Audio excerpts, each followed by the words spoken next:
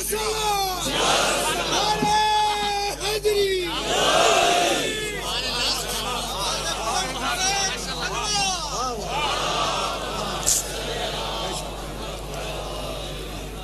قرآن کی نگاہ میں، یعنی میں کہنا یہ چاہ رہا ہوں کہ کتاب الہی میں اساس علم توحید ہے. موضوع ذرا سا نامانوس ہے لیکن میرے ساتھ چلتے رہنا، اس لیے کہ اب دامن وقت میں گنجائش بہت زیادہ نہیں ہے. اساس علم توحید ہے. اب میں کیسے اپنے سننے والوں کی خدمت میں عرض کروں کہ معصوم کی خدمت میں ایک شخص آیا اور کہنے لگا کہ فرزند رسول یہ سورہ قل هو اللہ احد ہے کیا؟ یہ سورہ قل هو اللہ احد یہ کیا ہے؟ بھائی سنو، معصوم نے کہا سیکونون فی آخر الزمان اقوام متعمقون. آخر زمانے میں جب زمانہ آخر ہو جائے گا تو بڑے متعمق اور گہری سوچ رکھنے والے لوگ پیدا ہوں گے. یہ سورہ اللہ نے ان کے لیے نازل کیا ہے.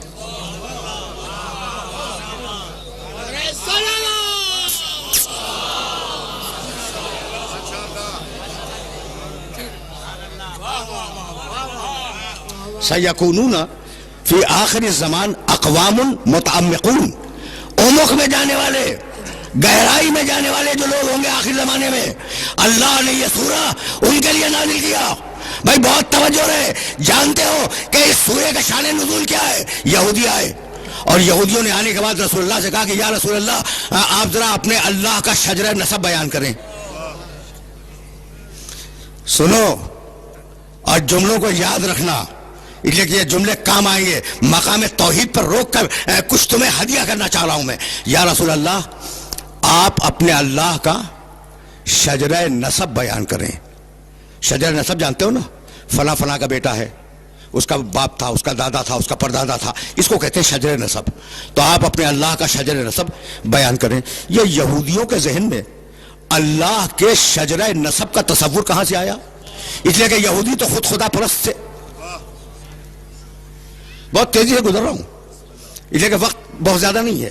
یہودی تو خود توحید پرست تھے. یہ ان کے ذہن میں شجرہ نسب کہاں سے آ گیا اللہ کا؟ تو اگر قدیم صنمیات کی کتابیں دیکھو، یہ صنمیات کا لفظ جو ہے نا، اس کا انگریزی ترجمہ ہے مائتھولوجی، یعنی کس قوم میں کون سے بت تھے، ان بتوں کا شجرہ کیا تھا، وہ کس دیوی کے پیٹ سے پیدا ہوئے، وہ کس دیوتا کے صلب سے نکلے. یعنی صنمیات ہندوستان کے ہوں یا صنمیات یونان کے، اس پر مستقل کتابیں پائی جاتی ہیں. ٹھیک ہے نا؟ تو مشرکین کے پاس دیوتاؤں کے شجرے تھے. سمجھ رہے ہو بات کو؟ بہت پڑھے لکھے لوگ میرے مخاطب ہیں.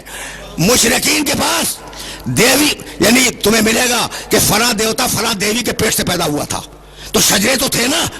تو اب وہ جو پوچھنے آئے کہ آپ کے خدا کا شجرہ نسب کیا ہے، تو وہ اس سوال کرنے نہیں آئے تھے، نبض دیکھنے آئے تھے کہ یہ دین اسلام مشرکوں سے آیا ہے یا اللہ سے.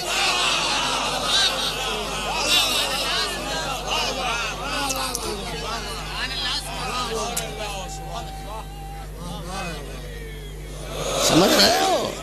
وہ نبض ٹٹولنے آئے تھے کہ پوچھو یا رسول اللہ آپ کے اللہ کا شجر نسب کیا ہے. تو اگر انہوں نے شجر نسب بتا دیا تو یہ مشرکوں کی ایک نئی شکل ہوگی، اسلام شرک کی ایک نئی شکل ہوگی. اور اگر کچھ اور بتا دیا تو پھر ہم غور کریں گے.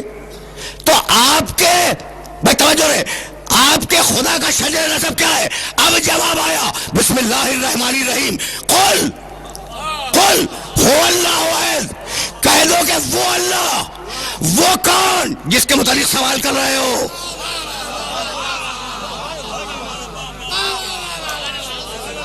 کوئی لفظ اللہ بے مصرف استعمال نہیں کرتا. کہہ دو کہ وہ اللہ ایک ہے. یہ وہ کون جس کے متعلق سوال کر رہے ہو وہ کیا ہے؟ قل هو اللہ احد، وہ احد ہے. اللہ الصمد، وہ صمد ہے. لم یلد، کسی کو اس نے پیدا نہیں کیا. لم یولد، کسی سے پیدا نہیں ہوا. لم یکن لہ کفوا احد، اس کا کوئی ہمسر، اس کی کوئی بیوی، اس کا کوئی شریک نہیں ہے. احد ہے، صمد ہے، لم یلد ہے، لم یولد ہے، لم یکن لہ کفوا احد ہے. سورہ توحید نے بتلا دیا کہ 2 کا اقرار کرنا ہے، 3 کا انکار کرنا ہے۔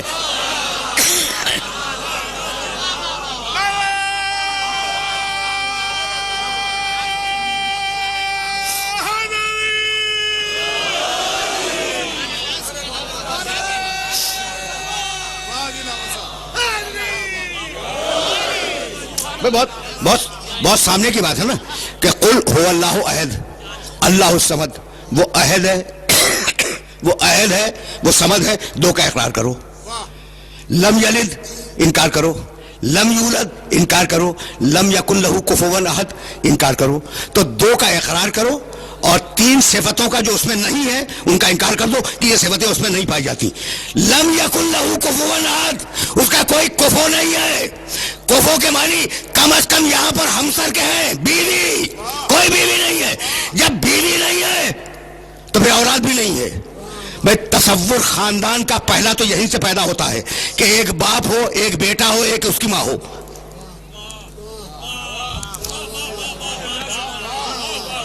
خاندان کا تصور یہیں سے پیدا ہوتا ہے کہ ایک باپ ہو، ایک اس کی بیوی ہو اور پھر ایک بیٹا ہو، تینوں کی نفی کی۔ بھائی توجہ رہے، لم یکن لہ کفوا احد، بیوی نہیں ہے، جب بیوی نہیں ہے تو بیٹا کہاں سے ہوگا؟ بھائی بہت توجہ رہے، لم یکن لہ کفوا احد، کوئی کفو نہیں ہے۔ کفو کے معنی ہمسر، کفو کے معنی برابر، کفو کے معنی زوجہ۔ اگر یہ لفظ ذہن میں آ گیا تو اب مجھے اجازت دو کہ میں اپنے پیغمبر کی ایک روایت سنا کے آگے بڑھ جاؤں۔ کفوون کے سلسلے میں کفو ہمسر، کفو شریک زندگی، کفو زوجہ، کفو شوہر، دونوں کے لیے کفو کا لفظ ہے۔ کہنے لگے میرے نبی کہ لولا علی لما فاطمہ کفون، اگر علی نہ ہوتا تو فاطمہ کو کوئی کفو نہ ملتا۔ وہ خدائی میں یکتا، یہ بندگی میں یکتا۔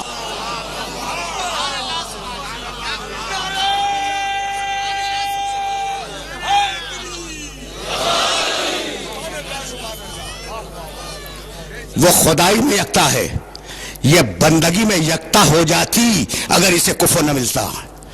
بھائی عجیب و غریب مرحلہ فکر ہے، اور اس مرحلہ فکر پر تمہیں روکوں گا نہیں۔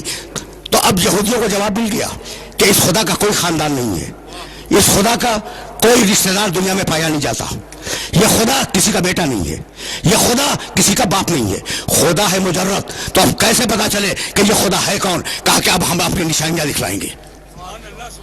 دیکھو سلسلہ فکر مسلسل ہے، ہم اپنی نشانیاں دکھلائیں گے۔ اور اب قرآن مجید نے بار بار نشانیوں کا سلسلہ بیان کیا، مسلسل نشانیاں بتلائیں۔ ہر سورے میں جو سورہ تیوان ہیں، جو لمبے لمبے سورے ہیں نا، اس میں مسلسل اپنی نشانیاں بتاتا چلا۔ کہنے لگا خلق الانعام لکم فیہا دفء ومنافع ومنہا تاکلون ولکم فیہا جمال حین تریحون وحین تسرحون وتحمل اثقالکم الی بلد لم تکونوا بالغیہ الا بشق الانفس ان ربکم لرؤوف رحیم والخیل والبغال والحمیر لترکبوها وزینۃ ویخلق ما لا تعلمون۔ تم ہماری نشانی ہو، سنتے جاؤ، اب میرے پاس وقت نہیں ہے کہ میں پوری تفصیل سے ترجمہ کروں۔ تم ہماری نشانی ہو، جن سواریوں پہ چلتے ہو وہ ہماری نشانیاں ہیں۔ ہم نے تمہیں اونٹ دیا، نشانی ہے، گھوڑا دیا، نشانی ہے، خچر دیے، نشانی ہے، ہم نے سواری کے لیے گدھے دیے، یہ نشانی ہے۔ بھائی کہاں تک تمہیں نشانیاں گنواؤں؟ ينبت لكم به الزرع والزيتون والنخيل والعناب ومن كل الثمرات ان في ذلك لآية لقوم يذكرون۔ بھائی عجیب بات ہے، ہم نے تمہیں کھیتیاں دی، ہم نے تمہیں پھل دیے، ہم نے تمہیں پھول دیے۔ یہ نشانیاں ہیں ان لوگوں کے لیے جو ذکر سے کام لیتے ہیں، جو فکر سے کام لیتے ہیں۔ الذی سخر لکم اللیل والنہار والشمس والقمر والنجوم مسخرات بامرہ ان فی ذلک لآیات لقوم یعقلون۔ ہم نے سورج کو تمہارے لیے مسخر کیا، چاند کو تمہارے لیے مسخر کیا، زمین کو تمہارے لیے مسخر کیا، آسمان کو تمہارے لیے مسخر کیا، ستارے اپنے کنٹرول میں رکھے۔ ہم نے اس میں نشانیاں رکھی ہیں ان لوگوں کے لیے جو عقل سے کام لیتے ہیں۔ الم ترو ان اللہ، بھائی اگر اگر ان آیات کو ذہن میں محفوظ رکھ سکو تو محفوظ رکھتے چلے جاؤ. اس سے پہلے کی ایک آیت پڑھ دوں. وَأَوْحَىٰ رَبُّكَ إِلَى النَّحْلِ أَنِ اتَّخِذِي مِنَ الْجِبَالِ بُيُوتًا وَمِنَ الشَّجَرِ وَمِمَّا يَعْرِشُونَ ثُمَّ كُلِي مِنْ كُلِّ الثَّمَرَاتِ فَاسْلُكِي سُبُلَ رَبِّكِ ذُلُلًا يَخْرُجُ مِنْ بُطُونِهَا شَرَابٌ مُخْتَلِفٌ أَلْوَانُهُ فِيهِ شِفَاءٌ لِلنَّاسِ إِنَّ فِي ذَلِكَ لَآيَةً لِقَوْمٍ يَتَفَكَّرُونَ. ہر پھول سے لے، شہد کی مکھی ہر پھول سے لے، ہر پھول سے عرق لے، لیکن جو شہد بنے وہ شفا ہو.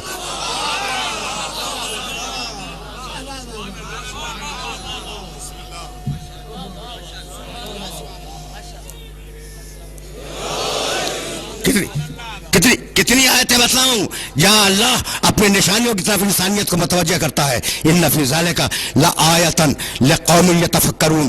آیتیں ذہن میں محفوظ رکھتے جاؤ گے نا، اس لیے کہ یہ آیتیں تمہیں کبھی کام آ جائیں گی. الم یروا الی الطیر مسخرات فی جو السماء ما یمسکہن الا اللہ ان فی ذالک لآیات لقوم یؤمنون. تم نے یہ غور نہیں کیا کہ فضاؤں میں جو پرندے گھوم رہے ہیں، علم یرا الی الطیر، تم نے پرندوں کو نہیں دیکھا؟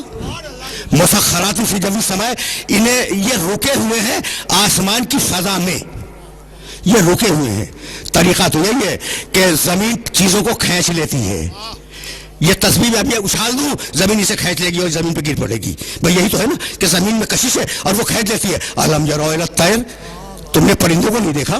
مسخرات فی جو السماء، یہ رکے ہوئے کیسے ہیں فضاؤں میں؟ ما یمسکہن الا اللہ، انہیں کوئی نہیں روک سکتا سوائے اللہ کے. پہنچ رہے ہیں یہ میسج پہنچ رہے ہیں. ما یمسکہن الا اللہ ان فی ذالک لآیات لقوم یؤمنون. ہم نے ان پرندوں کے رکنے میں نشانی رکھی ہے صاحبان ایمان کے لیے. اب تک جو میں آیتیں پڑھ رہا تھا، نشانیاں ہیں صاحبان عقل کے لیے، نشانیاں ہیں صاحبان فکر کے لیے، نشانیاں ہیں صاحبان ذکر کے لیے، نشانیاں ان لوگوں کے لیے جو تدبر سے کام لیتے ہیں. یہ واحد مقام ہے جہاں کہتا ہے نشانیاں ہیں مومنین کے لیے. بھئی کیا نشانی ہے؟ فضا میں رک جانے پر مومن کے لیے نشانی ہے کہ پرندے فضاؤں میں رک نہیں سکتے اگر اللہ انہیں نہ روکے. بھئی مومن کے لیے نشانی ہے کہ اگر مومن ہے تو اس کے ذہن میں فوراً خیال